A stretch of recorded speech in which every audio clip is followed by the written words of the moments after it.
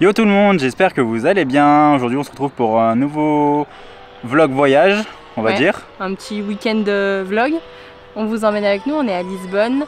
On va vous faire découvrir les 10 spots les plus incontournables de Lisbonne avec quelques petits bonus. On vous en rajoutera parce qu'on vous aime bien. Allez, on vous laisse découvrir ça en images. Lisbonne, capitale du Portugal, compte aujourd'hui un peu plus de 2 millions d'habitants pour une superficie de 83 km².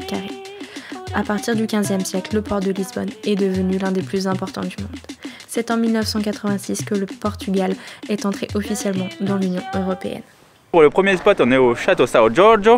C'est un des plus beaux points de vue et une des plus belles vues de Lisbonne. On vous emmène avec nous, c'est parti!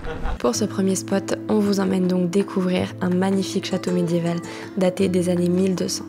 Son nom vient de Saint Georges, qui était à l'époque le saint patron de l'Angleterre. Il se situe sur l'un des points les plus hauts de la ville et avait pour but, à l'époque, de défendre la ville des invasions. Au fil des années, il a tour à tour servi de caserne ou bien de prison. En 1755, un terrible tremblement de terre va détruire une partie du château. Il sera donc rénové et réhabilité au milieu des années 1900 pour être ce qu'il est aujourd'hui. Il fut ensuite classé monument national et désormais un des lieux les plus visités de la ville. L'enceinte du château est utilisée pour différents événements tels que des concerts, pièces de théâtre et bien d'autres. Chose assez incroyable ici, vous pouvez avoir des plans comme ça en liberté dans tout le château.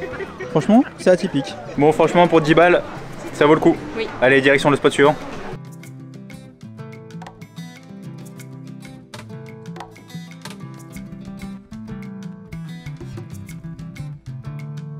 Bon, du coup, deuxième spot, on est au... Miradouro Santa Lucia, encore un super beau point de vue. À 2 pas du château, on va vous montrer ça. Ce mirador est selon nous un des plus beaux points de vue de la ville. C'est un belvédère qui offre à la fois une superbe vue sur le Tage et un petit jardin calme et apaisant. Il se situe dans le quartier d'Alfama, faisant partie du centre historique de la ville, prisé par les artistes, qu'ils soient écrivains, chanteurs ou bien peintres. Vous avez pu voir en image, ça vaut vraiment le coup.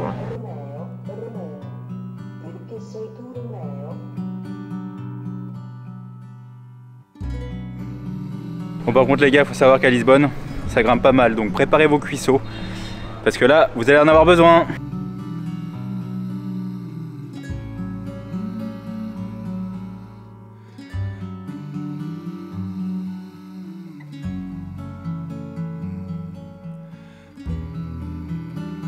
On est arrivé sur un nouveau spot, on est à la place du commerce et on va faire du coup l'Arc de Triomphe. On va monter tout ça, c'est parti! Cette place est tournée vers le Tage où arrivaient les navires marchands. C'est pour cela qu'elle était considérée comme la place la plus importante de la ville. Du coup, la place où on est, c'était une place qui était stratégique à l'époque pour le commerce, parce qu'elle était à côté du fleuve qu'on a juste derrière, et on peut dire que ça vaut le coup. L'arche de la rue Augusta est la porte d'entrée de cette place. Au centre de celle-ci se trouve la statue de Joseph Ier, qui était au pouvoir lors du tremblement de terre de 1755. Avant celui-ci, cet emplacement était celui du palais royal qui fut complètement détruit. Bon les gars, on a traversé l'Atlantique, on vous emmène découvrir la 4e pépite. Oui, et un des plus connus et des plus beaux spots de Lisbonne. C'est parti!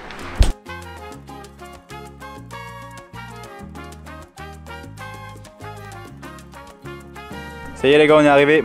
Donc on est arrivé au Christ Roi. C'est une vaste copie de celui de Rio, hein. C'est le patriarche de Lisbonne quand il est parti là-bas et qui a voulu refaire la même chose ici. Donc il a été érigé ici en 1959 et franchement ça en vaut la chandelle. Du haut de ses 110 mètres, elle est aujourd'hui la construction la plus haute du pays.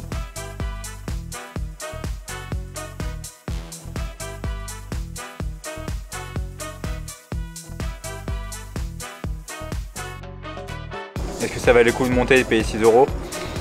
On voulait vous faire votre avis. L'entrée sur le site est bien gratuite, mais il vous faudra payer pour monter sur la plateforme au pied du Christ. Vous pourrez vous y rendre aussi bien en bus, en ferry ou en voiture. Sur le site, vous pourrez profiter d'un magnifique point de vue sur le pont du 25 avril, ainsi que sur le Tage. Donc là on vient de finir le Christ et on vous emmène sur un prochain spot qui est juste à côté pour les amateurs d'urbex. Vous n'allez pas être déçus. Par contre, ouais, beaucoup moins connu et beaucoup plus insolite. C'est parti!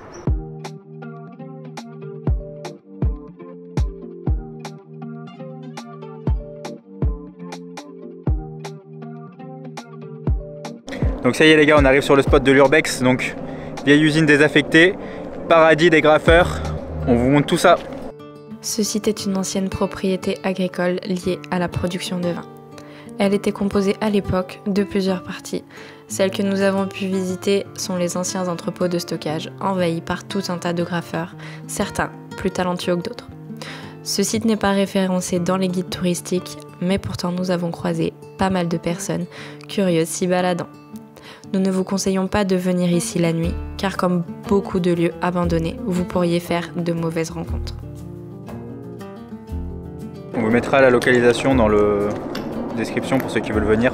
C'est pas facile à trouver, mais franchement pour ceux qui aiment le graphe et tout, ça en vaut le coup. Les bâtiments sont pour la plupart inaccessibles et seulement visibles depuis l'extérieur suite à de nombreux effondrements des toits dus à un gros incendie.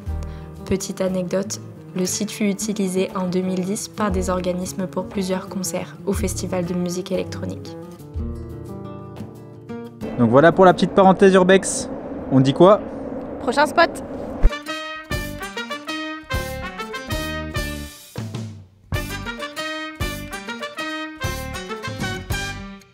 Bon du coup les gars, on se retrouve pour la 6e pépite. Un ascenseur atypique au milieu de Lisbonne, qui a été construit dans les années 1900 par un ingénieur qui s'appelait Raoul Meunier, qui était d'origine française. Et il n'a pas été construit ou imaginé par Gustave Eiffel comme les croyances populaires le disent, mais bien par ce merveilleux petit personnage. Allez, on vous fait découvrir ça. En effet, de nombreux guides touristiques mal renseignés désignent l'ingénieur français ou l'un de ses élèves à l'origine de cet ascenseur. Mais il n'en est rien, aucun lien n'existe entre ces deux personnes. D'une hauteur de 45 mètres, il a fonctionné pendant 5 ans grâce à une machine à vapeur, puis électrifié par la suite. Il est le seul ascenseur complètement vertical de la ville et permet de relier la partie haute de la partie basse du quartier de Bexa. Bon du coup j'espère que ça vous a plu. Nous on n'est pas monté parce que ça coûte 5,30 € et franchement il y a des points de vue bien plus jolis à Lisbonne sur la ville. Donc là on va aller se balader un peu plus loin de Lisbonne. Le trajet est un peu long mais franchement ça en vaut le détour.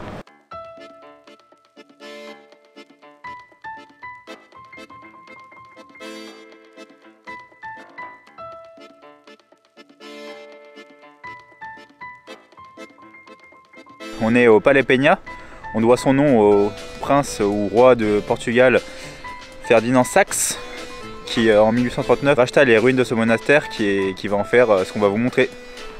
Bon juste avant de commencer, aujourd'hui il fait vraiment pas beau donc on va voir ce qu'on peut tirer des plans. Le prince Ferdinand de Saxe-Cobourg rachète les ruines d'un ancien château hiéronymite en 1839 et se lance dans sa rénovation jusqu'à sa mort en 1885. Nous n'avons pas eu la chance de pouvoir admirer la magnifique vue et les différentes couleurs qu'offre ce palais. Se trouvant au sommet d'une colline, si vous venez hors saison, il est préférable de bien vous renseigner en amont sur la météo afin d'économiser votre temps et votre argent. Ça vous dit de voir une vue sur rien? 3, 2, 1. Oh my god!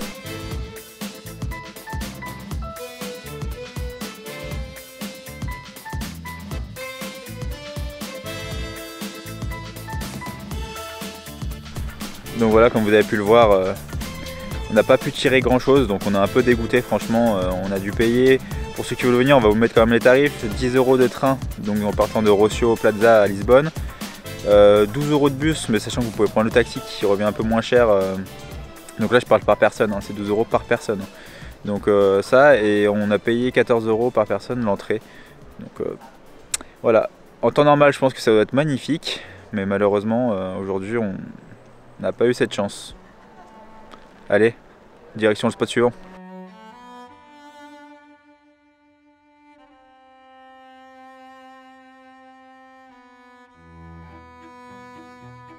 Bon les gars, on vient d'arriver dans le quartier de Belém, on est redescendu une autre colline. On va aller voir le monastère de Jeronimos, qui est dans le même style que le tour de Belém, qui est la tour de Belém qui est pas loin, qu'on va aller voir juste après. Franchement, c'est grandiose, on va vous montrer ça en images. Je pense que vous allez kiffer. Ce monastère est divisé en deux grandes parties principales que sont la cathédrale Sainte-Marie et le cloître, malgré deux nouveaux bâtiments qui se sont rajoutés au cours du 19e siècle. La cathédrale a été construite dans le style manuélin et dès son entrée, nous pouvons apercevoir notamment le tombeau de Vasco da Gama et bien d'autres. Son unique nef compte 6 colonnes parfaitement taillées qui semblent ne pas en finir.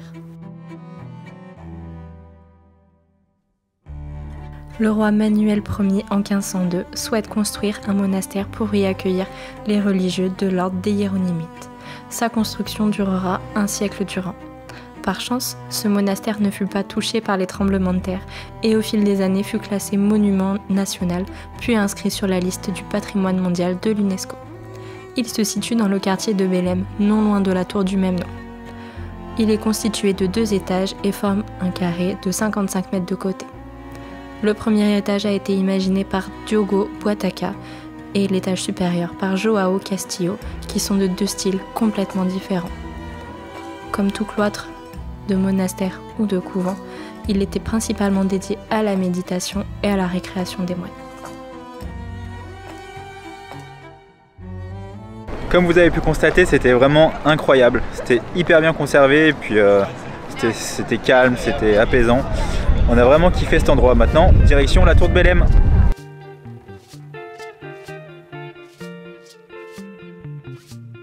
Bon, ça y est les gars, on arrive déjà sur l'avant-dernier spot. Donc on est, comme on l'a dit précédemment, à la tour de Belém, un des emblèmes du Portugal. Elle a été érigée dans les années 1500 par le roi Emmanuel, du portugais, Emmanuel Ier, dans le but de protéger la ville. Et puis maintenant, c'est devenu un lieu culturel où les gens viennent visiter. Et il faut qu'on se le dise, ça vaut archi le coup. Cette tour fut en effet construite dans le but de protéger la ville de toutes les invasions ennemies, mais aussi pour signaler aux navigateurs l'arrivée sur l'embouchure du Tage. À l'époque de sa construction, la ville était au cœur du commerce international. La tour, construite sur un petit îlot au bord du Tage, a vu le rivage nord se rapprocher progressivement avec le temps, pour être aujourd'hui à seulement quelques mètres du bord. Alors, on valide ?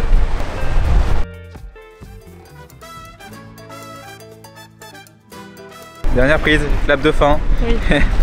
Donc là on se retrouve sur le dernier spot pour clôturer l'aventure portugaise. C'est le son du 25 avril. Donc c'est un pont qui a été construit par les Américains, d'où l'architecture qui ressemble vachement à celui de San Francisco. Tout à fait. Franchement, on est bien à Lisbonne. Il reste vraiment imprenable. On va vous mettre quelques images et puis on va se quitter ici. Abonnez-vous, on se retrouve la semaine prochaine, vendredi 18 h pour une nouvelle vidéo. Peace. Effectivement, sous la dictature de Salazar, la décision est prise de construire un pont qui reliera Lisbonne à la municipalité d'Almada. Sa construction s'achève en 1966, 4 ans seulement après le début des travaux.